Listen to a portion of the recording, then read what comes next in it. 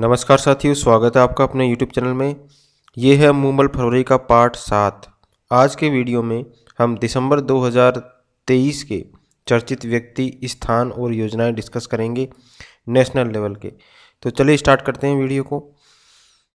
28 दिसंबर 2023 को केंद्रीय औद्योगिक सुरक्षा बल CISF की पहली महिला महानिदेशक कौन बनी है? तो CISF की पहली महिला महानिदेशक ये बनी है नीना सिंह। IPS है ये, और ये है राजस्थान कैडर की महिला IPS अधिकारी। इनके साथ ही CRPF का महानिदेशक बनाया गया है अनीस दयाल सिंह को, और ITBP का महानिदेशक बनाया गया है राहुल रसगोत्रा को। तो 3 नाम है, नीना सिंह, CISF की पहली महिला महानिदेशक, CRPF के महानिदेशक अनीस दयाल सिंह और ITBP के महानिदेशक राहुल रसगोत्रा। 28 से 30 दिसंबर 2023 को मुख्य सचिवों का तीसरा राष्ट्रीय सम्मेलन कहाँ आयोजित हुआ? मुख्य सचिवों का था ये, और तीसरे नंबर का था राष्ट्रीय सम्मेलन नई दिल्ली के अंदर ये आयोजित हुआ। इससे पहले 2 सम्मेलन हो चुके हैं। पहला सम्मेलन हुआ था जून 2022 के अंदर धर्मशाला के अंदर, और दूसरा जनवरी 2023 में नई दिल्ली के अंदर, ठीक है।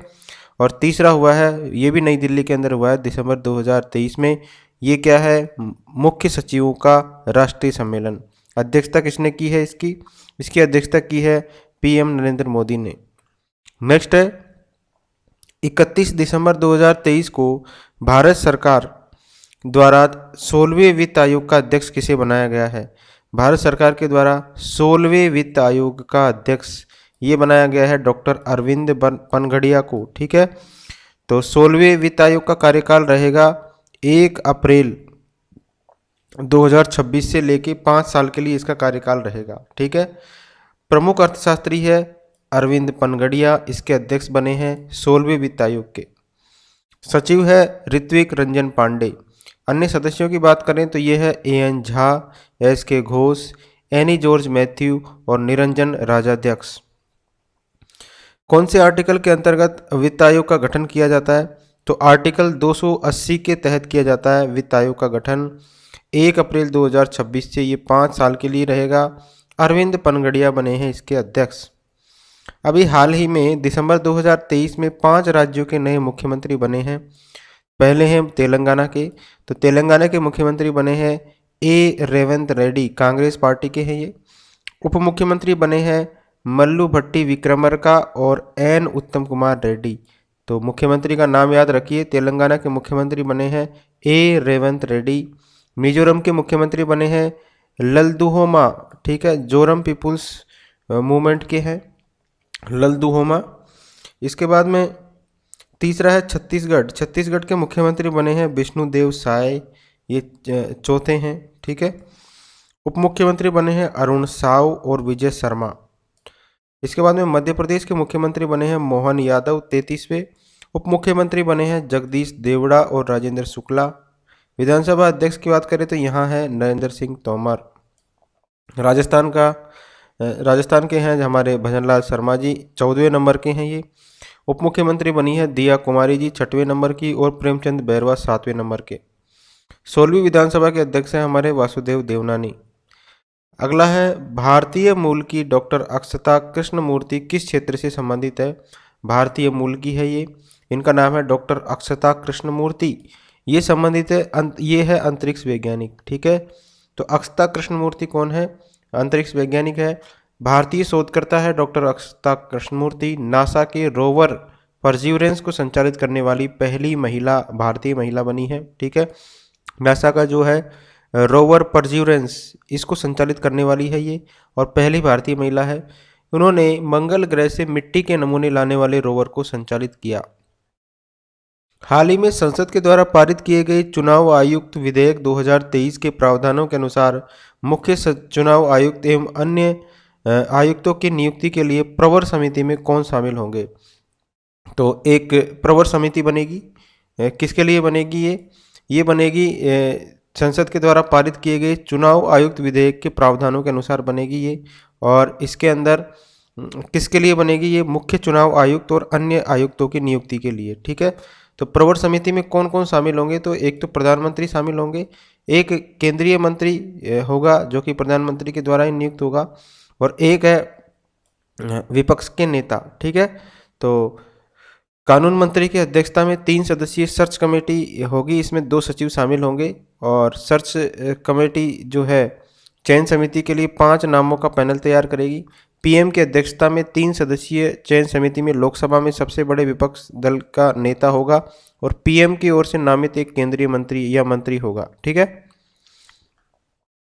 अब आर्टिकल है 324(2), तो मुख्य चुनाव आयुक्त और चुनाव आयुक्त की नियुक्ति केंद्र सरकार की सिफारिश पर राष्ट्रपति के द्वारा करने का प्रावधान था पहले। ठीक है, 324(2) के तहत अब इसे संशोधित किया गया है, और इसके लिए जो है कार्यकाल कर दिया है 6 वर्ष या 65 वर्ष की आयु। ठीक है, इसका कार्यकाल क्या रहता है, 6 वर्ष या 65 वर्ष की आयु, इसका प्रावधान कर दिया गया है। सीईसी और ईसी का दर्जा किसके बराबर होता है, सुप्रीम कोर्ट का जज जो होता है उसके बराबर होता है मुख्य चुनाव आयुक्त और चुनाव आयुक्त का दर्जा। तो सीईसी और ईसी पर चुनाव आयोग के कामकाज के लिए मुकदमा नहीं चलेगा, और सीईसी को सुप्रीम कोर्ट के जज की तरह ही प्रक्रिया से हटाया जा सकेगा, ईसी को सीईसी की सिफारिश पर हटाया जा सकेगा। ठीक है, तो आर्टिकल 324(2) में संशोधन किया गया है, और इसके लिए एक प्रवर समिति बनेगी इनकी नियुक्ति के लिए, जिसमें एक प्रधानमंत्री, एक केंद्रीय मंत्री और एक विपक्ष का नेता होगा। विकसित भारत 2047 युवाओं की आवाज़, तो वीडियो कॉन्फ्रेंसिंग के माध्यम से इस कार्यक्रम का शुभारंभ किया है मोदी जी ने। यह जो है देश के युवाओं को एक मंच प्रदान करने के लिए है, विकसित भारत 2047 युवाओं की आवाज़, और इसमें देश की योजनाओं, प्राथमिकताओं और लक्ष्यों को लक्ष्यों के निर्माण में देश के युवाओं को शामिल करने की पहल है। इसका उद्देश्य है आज़ादी के 100वें वर्ष यानी कि 2047 तक भारत को एक विकसित राष्ट्र बनाना, और इसके दृष्टिकोण में आर्थिक विकास, सामाजिक प्रगति, पर्यावरणीय स्थिरता और सुशासन आदि शामिल है। इसका उद्देश्य है ये। 12 से 14 दिसंबर 2023 को global partnership on artificial intelligence GPAI शिखर सम्मेलन कहाँ आयोजित किया गया, global partnership on artificial intelligence, ये आयोजित किया गया है नई दिल्ली के अंदर। ठीक है, और भारत मंडपम में इसका आयोजन किया गया। GPAI 29 सदस्यीय देशों के साथ एक बहुहितकारिक पहल है, तो 29 सदस्य है इसके अंदर। इसका लक्ष्य है AI से संबंधित जो प्राथमिकताएं हैं उन पर अत्याधुनिक रिसर्च करना, और व्यवहारिक गतिविधियों का समर्थन करके AI पर सिद्धांत और व्यवहार के बीच अंतर को पाटना है। भारत 2024 के अंदर GPAI का लीड चेयर है। 2024 में लीड चेयर कौन है, इंडिया है, और इसका जो शिखर सम्मेलन है यह इसका आयोजन किया गया है भारत मंडपम नई दिल्ली में। दिसंबर 2023 में 8वीं अंतर्राष्ट्रीय गीता संगोष्ठी और गीता महोत्सव का आयोजन कहाँ किया गया है, तो दिसंबर 2023 में 8वीं थी ये, इसका आयोजन किया गया कुरुक्षेत्र हरियाणा के अंदर, और इसका उद्घाटन किया है हमारे उपराष्ट्रपति जगदीप धनखड़ जी ने। 5 दिसंबर 2023 को यूनेस्को की अमूर्त सांस्कृतिक धरोहर की प्रतिनिधि सूची में भारत के किस राज्य के लोक नृत्य को शामिल किया है, तो यूनेस्को की अमूर्त सांस्कृतिक धरोहर की प्रतिनिधि सूची के अंदर भारत का, गुजरात का है गरबा नृत्य, इसको शामिल सूचीबद्ध किया गया है। ये बात करें तो 15वीं धरोहर है गरबा। इससे पहले पिछले वर्ष के अंदर किसको शामिल किया गया था, दुर्गा पूजा पश्चिम बंगाल को इसके अंदर शामिल किया गया था। इसके अंदर जो शामिल हो चुके हैं वो है छाऊ नृत्य, रामलीला, इसके बाद में नवरोजा, कुंभ मेला और योग, इस सूची के अंदर शामिल हो चुके हैं। तो ये महत्वपूर्ण सूची है। गरबा नृत्य जो है ये शामिल होने वाली 15वीं धरोहर है। 7 दिसंबर 2023 को नीति आयोग के द्वारा जारी की गई एस्पिरेशनल ब्लॉक प्रोग्राम ABP पहली डेल्टा रैंकिंग में किस ब्लॉक को पहला स्थान मिला है, तो नीति आयोग के द्वारा जारी की गई है एस्पिरेशनल ब्लॉक प्रोग्राम ABP पहली डेल्टा रैंकिंग। तो इसके अंदर पहला स्थान मिला है त्रियानी कुमुरम भीम ब्लॉक तेलंगाना को। ठीक है, तो नीति आयोग की यह डेल्टा रैंकिंग वर्ष 2023-24 की पहली तिमाही के लिए है। यह रैंकिंग जो है देश के आकांक्षी जिलों के 500 ब्लॉकों के लिए थी। तो इसके अंदर पहला स्थान किसको दिया गया है, त्रियानी कुमुरम भीम ब्लॉक तेलंगाना के को। पहली बार ये जारी की गई है जो ब्लॉक्स के प्रदर्शन और जून 2023 माह में प्रमुख प्रदर्शन संकेतकों को बताती है। तो पहली तिमाही के लिए जो पहला स्थान दिया गया है त्रियानी कुमुरम ब्लॉक को तेलंगाना का, और दूसरा स्थान दिया गया है कौशाम्बी ब्लॉक उत्तर प्रदेश का है इसको। दूसरी तिमाही के जो कि अक्टूबर 2023 के अंदर के अनुसार दिया गया है रायगढ़ उड़ीसा को, और दूसरा स्थान दिया गया है जमुई बिहार को। ठीक है, तो याद रखिए ये तिरियानी कुमुरम ब्लॉक। 11 दिसंबर 2023 को सुप्रीम कोर्ट ने ऐतिहासिक फैसला सुनाते हुए केंद्र सरकार के द्वारा कौन से अनुच्छेद को समाप्त करना वैध माना? तो हमारे केंद्र सरकार ने अनुच्छेद आर्टिकल 370 को हटा दिया था जम्मू कश्मीर से, तो इसको जो है वैध माना है हमारे सुप्रीम कोर्ट ने। ठीक है, 11 दिसंबर 2023 को ये फैसला सुनाया है। ठीक है, तो सर्वसम्मति से जम्मू कश्मीर को जो विशेष राज्य का दर्जा देने वाला अनुच्छेद था 370, इसको वैध माना है। उन्होंने कहा कि 5 अगस्त 2019 को भारत की संसद के लिए के द्वारा लिया गया था ये फैसला। 5 अगस्त 2019 को संवैधानिक तौर पर स्वीकृति अब मिली है। 5 अगस्त 2019 को केंद्र सरकार ने जम्मू कश्मीर में आर्टिकल 370 को निष्प्रभावी करते हुए 2 केंद्र शासित प्रदेशों में इसको बांट दिया था, लद्दाख और जम्मू कश्मीर में, और सर्वोच्च न्यायालय ने वही ये फैसला सुनाया 11 दिसंबर 2023 को। प्रधानमंत्री नरेंद्र मोदी अयोध्या में नवनिर्मित अंतर्राष्ट्रीय हवाई अड्डे का उद्घाटन किया है। ठीक है, अयोध्या के अंदर बना है एक नया अंतर्राष्ट्रीय हवाई अड्डा, इसका उद्घाटन हमारे प्रधानमंत्री के द्वारा किया गया है। इसको क्या नाम दिया गया है? तो अयोध्या में जो बना है, ठीक है, उसका नाम है महर्षि वाल्मीकि अंतर्राष्ट्रीय एयरपोर्ट। तो अयोध्या जंक्शन को अब अयोध्या धाम के नाम से जाना जाएगा। ठीक है, पहले अयोध्या जंक्शन नाम था इसका, अब क्या नाम जाना जाएगा? अयोध्या धाम। 22 जनवरी 2024 को अयोध्या में श्री राम मंदिर में रामलला की मूर्ति स्थापित की गई है। केंद्रीय वन पर्यावरण जलवायु परिवर्तन मंत्रालय ने दिसंबर 2023 में देश के किस आरक्षित वन्यजीव क्षेत्र को चीतों के लिए दूसरा प्रजनन केंद्र स्थापित करने की मंजूरी प्रदान की है? तो चीतों के लिए की है दूसरा प्रजनन केंद्र स्थापित करने की मंजूरी, तो ये है बन्नी ग्रासलैंड कच्छ गुजरात का। ध्यान रखिए, ये इंपॉर्टेंट क्वेश्चन है। तो ये दूसरा है, तो पहला कौन सा था? चीतों के संरक्षण और प्रजनन का पहला केंद्र ये था कूनो मध्य प्रदेश का। ठीक है, तो दूसरा बना है बन्नी ग्रासलैंड कच्छ गुजरात का। तो कच्छ का बन्नी ग्रासलैंड जो है वन क्षेत्र चीतों के संरक्षण का दूसरा स्थल बनाया जा रहा है। इसका क्षेत्रफल है 2618 वर्ग किलोमीटर, और इसको विकसित करने की जिम्मेदारी दी गई है राष्ट्रीय बाघ संरक्षण प्राधिकरण NTCA को। अगला है, प्रधानमंत्री नरेंद्र मोदी ने 17 दिसंबर 2023 को किस स्थान पर दुनिया के सबसे बड़े कॉरपोरेट ऑफिस हब का उद्घाटन किया? तो याद रखिए, ये पहले से ही बड़ा है और बड़ा हो गया है ये सूरत गुजरात में। ठीक है, तो सूरत डायमंड बर्स अमेरिकी रक्षा मंत्रालय है पेंटागन, इससे भी बड़ी ऑफिस बिल्डिंग है ये, और इस बिल्डिंग के अंदर 15 मंजिलों वाले कितने टावर है? 9 टावर बने हुए हैं। सूरत डायमंड कारोबार के लिए जाना जाता है। ठीक है, ध्यान रखिए, इस बिल्डिंग का क्या नाम है? सूरत डायमंड। तो सूरत से 84 देशों में डायमंड हीरे का कारोबार होता है, और अब कितने देशों का हो जाएगा? 175 देशों तक अपनी पहुंच बन जाएगी इसकी। पहले 84 देशों तक डायमंड का कारोबार होता था, अब 175 देशों तक अपनी पहुंच हो जाएगी। सूरत गुजरात में है सूरत डायमंड बिल्डिंग। 5 भारतीय धरोहरों को यूनेस्को प्रशांत एशिया पुरस्कार 2023 से सम्मानित किया गया है। ठीक है, यूनेस्को प्रशांत एशिया पुरस्कार 2023 से कौन कौन सी धरोहर है? ये 5 है। पहला है बीकानेर हाउस दिल्ली का, सांस्कृतिक विरासत संरक्षण के लिए। ये दूसरा है रामबाग गेट पंजाब का, अवार्ड ऑफ एक्सीलेंस श्रेणी के अंदर इसको दिया गया है। तीसरा है चर्च ऑफ एपिफेनी हरियाणा का है ये। चौथा है डेविड सेसुन लाइब्रेरी मुंबई की है, और 5वां है कुन्नमंगलम भगवती मंदिर का Karnikara Mandapam Kerala, award of distinction camp. ठीक है, तो ये इसको दिया गया है। और कैंपेगौड़ा अंतर्राष्ट्रीय एयरपोर्ट को इंटीरियर के लिए विशेष पुरस्कार दिया गया है। तो 5 तो ये है, और एक कैंपेगौड़ा इंटरनेशनल एयरपोर्ट को इंटीरियर के लिए विशेष पुरस्कार से सम्मानित किया गया है। और 5 धरोहरें हैं ये, इनको यूनेस्को प्रशांत एशिया पुरस्कार 2023 दिया गया है। तो ध्यान रखिए, ये 5 के नाम Bikaner house, Rambagh gate, church of Epiphany, David Sassoon library और कुन्नमंगलम भगवती मंदिर का जो कर्णिकारा मंडपम है केरल में।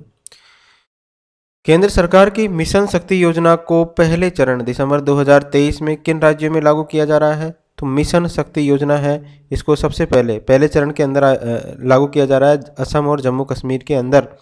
ये जो मिशन शक्ति योजना है ये किसके द्वारा चलाई जा रही है? केंद्रीय महिला और बाल विकास मंत्रालय के द्वारा। ध्यान रखिए ये किसके द्वारा चलाई जा रही है, ये एग्जाम में आ जाता है, तो ये इम्पोर्टेंट है। यह योजना महिलाओं की सुरक्षा, संरक्षण और सशक्तिकरण के लिए जो है क्रियान्वित की जा रही है।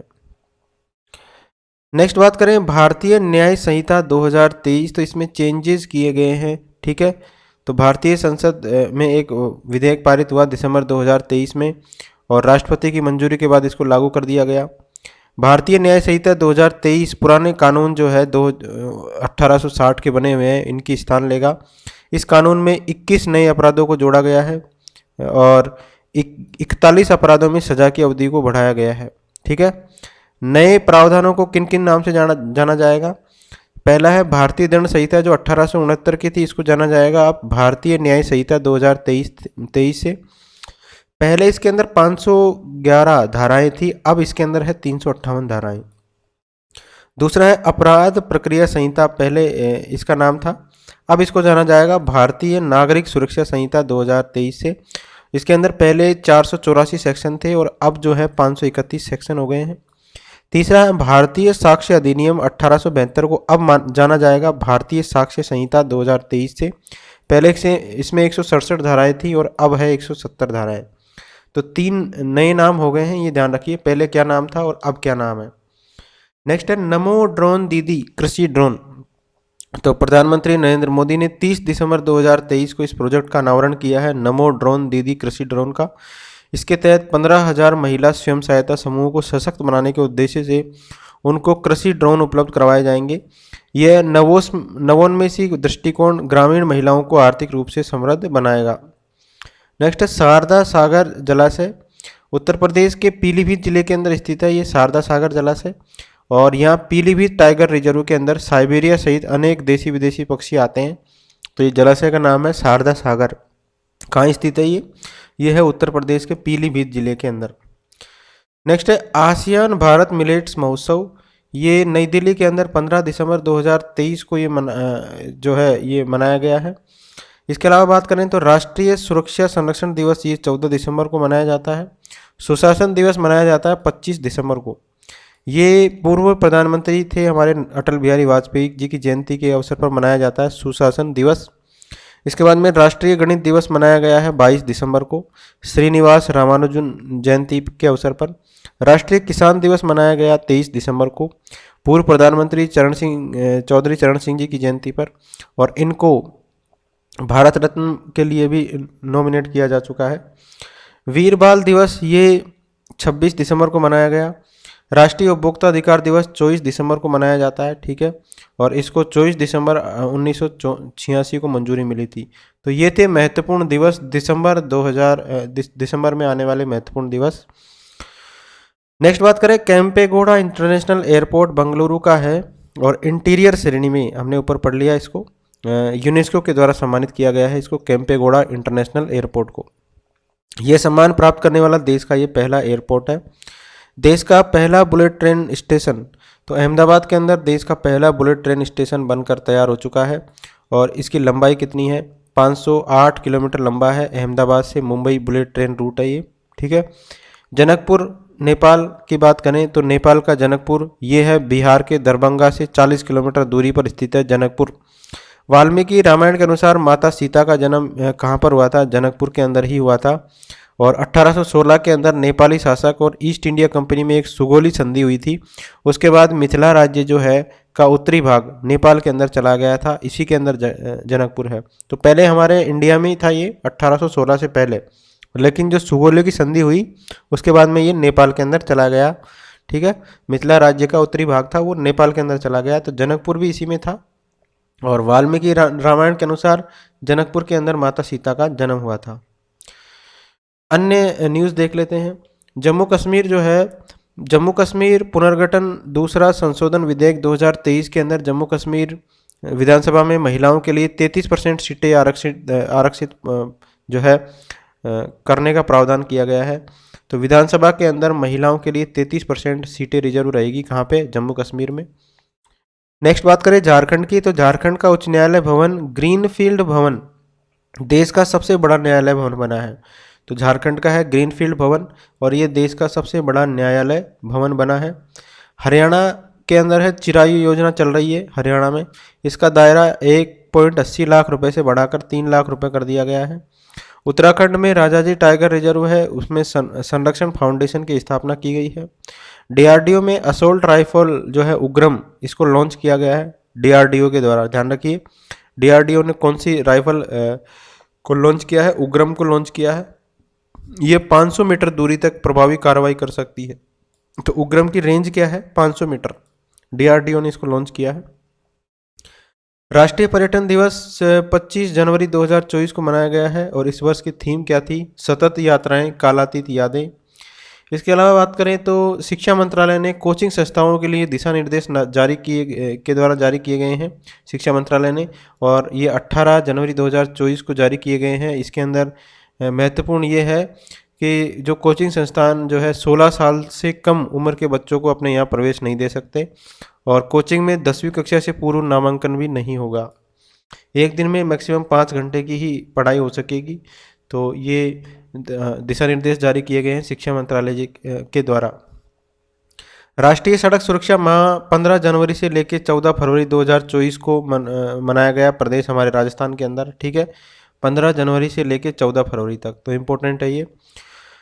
National organ and tissue transplant organisation की वेबसाइट पर अंगदान का संकल्प लेने वालों की संख्या की बात करें, ठीक है, अंगदान करने वालों की संख्या, तो जनवरी 2024 में राजस्थान का इसमें पहला स्थान है। ठीक है, इसकी वेबसाइट के अनुसार 1 जनवरी 2024 को डीआरडीओ ने अपना 66वां स्थापना दिवस मनाया। डीआरडीओ का जो गठन हुआ था वो हुआ था 1 जनवरी 1958 को। लक्षद्वीप को सबमरीन ऑप्टिक फाइबर से जोड़ा गया है। इसके अलावा भारत औपचारिक रूप से square kilometre array observatory SKAO में शामिल हो गया है। ठीक है, औपचारिक रूप से शामिल हो गया है इंडिया SKAO के अंदर। दुनिया की सबसे बड़ी रेडियो दूरबीन बनाने की एक महत्वाकांक्षी बहुराष्ट्रीय पहल है ये SKAO, जो दक्षिण अफ्रीका और ऑस्ट्रेलिया में साइटों पर हजारों दूरबीन एंटेना का एक विशाल संग्रह है। तो इसके अंदर भारत भी शामिल हो गया है। मध्य प्रदेश की बात करें तो मोटे अनाजों के उत्पादन को बढ़ावा देने के लिए रानी दुर्गावती श्री अन्न प्रोत्साहन योजना मध्य प्रदेश में लागू की गई है। G20 शिखर सम्मेलन नई दिल्ली में प्रधानमंत्री मोदी के द्वारा शुरू किए गए वैश्विक जैव ईंधन गठबंधन में जनवरी 2024 तक 22 देश हैं और 12 अंतर्राष्ट्रीय संगठन शामिल हो चुके हैं। ठीक है, वैश्विक जैव ईंधन गठबंधन मोदी के द्वारा शुरू किया गया है G20 शिखर सम्मेलन के अंदर। इसके अंदर अब तक कितने शामिल हो चुके हैं, 22 तो देश शामिल हो चुके हैं और 12 अंतर्राष्ट्रीय सम्मेलन इसके अंदर शामिल हो चुके हैं। 14 फरवरी 2024 को UAE की राजधानी अबू धाबी में भव्य हिंदू मंदिर खुलने जा रहा है। ठीक है, 14 फरवरी को खुलेगा ये, और भव्य हिंदू मंदिर खुलेगा। इसका उद्घाटन कौन करेंगे, प्रधानमंत्री मोदी जी। यह मंदिर जो है BAPS स्वामीनारायण संस्था के द्वारा स्थापित किया गया है। उत्तर प्रदेश में योगी आदित्यनाथ ने प्रयागराज में यमुना नदी पर राज्य के पहले फ्लोटिंग वातानुकूलित रेस्टोरेंट का उद्घाटन किया है। ठीक है, पहला है ये राज्य का, उत्तर प्रदेश राज्य का। केंद्र शासित प्रदेश दीव के सुंदर घोघला बीच पर बीच गेम्स 2024 का उद्घाटन खेल मंत्री जो है हमारे अनुराग ठाकुर जी के द्वारा किया गया। इन खेलों में मध्य प्रदेश चैंपियन बना। ठीक है, तो ये दीव के जो है घोघला बीच पर जो गेम्स हुए हैं 2024, इसके अंदर कौन विजेता बना है, मध्य प्रदेश। सुचिता सतीश की बात करें तो केरल की है ये सुचिता सतीश। इन्होंने UAE के अंदर आयोजित एक ऐतिहासिक और भव्य कार्यक्रम के अंदर एक ही कार्यक्रम में 140 भाषाओं में गायन का गिनीज बुक ऑफ रिकॉर्ड में नाम दर्ज करवाया है सुचिता सतीश ने। ठीक है, कहाँ की है ये, केरल की है, और UAE के अंदर आयोजित हुई थी एक ऐतिहासिक और भव्य कार्यक्रम। 140 भाषाओं ने इन्होंने गीत गाए और गिनीज बुक ऑफ रिकॉर्ड में नाम दर्ज करवाया है। IPS रश्मि शुक्ला महाराष्ट्र की पहली महिला DGP बनी है। ठीक है, रश्मि शुक्ला महाराष्ट्र की बनी है पहली महिला DGP। गंगा सागर मेला तो पश्चिम बंगाल के अंदर आयोजित हुआ ये 8 से लेकर 17 जनवरी को गंगा सागर मेला, और ममता बनर्जी ने इस मेले को यूनेस्को की सांस्कृतिक विरासत में शामिल करने के लिए लिखा है इसके लिए। ठीक है, सूरजकुंड हस्तशिल्प मेला हरियाणा के फरीदाबाद में आयोजित हुआ ये विश्व का सबसे बड़ा हस्तशिल्प मेला है ये। सूरजकुंड हस्तशिल्प मेला कहाँ पर आयोजित हुआ है? हरियाणा के अंदर। गंगासागर मेला कहाँ आयोजित हुआ है? ये पश्चिम बंगाल के अंदर आयोजित हुआ है। राष्ट्रीय कानूनी सेवा प्राधिकरण NLSA, तो सुप्रीम कोर्ट के सबसे वरिष्ठ न्यायाधीश हैं न्यायमूर्ति संजीव खन्ना। इनको नालसा इसका कार्यकारी अध्यक्ष बनाया गया है। ठीक है, किसको बनाया गया है? वरिष्ठ न्यायमूर्ति संजीव खन्ना को। भारतीय प्रतिभूति और विनियमन बोर्ड सेबी, जी मोहन राव को सेबी का अगले 3 वर्षों के लिए कार्यकारी निदेशक बनाया गया है। तो सेबी का कार्यकारी निदेशक किसको बनाया गया है? जी मोहन राव को। तो ये थे हमारे नेशनल लेवल के करंट अफेयर्स। नेक्स्ट वीडियो में हम इंटरनेशनल करंट अफेयर्स डिस्कस करेंगे। Thank you friends.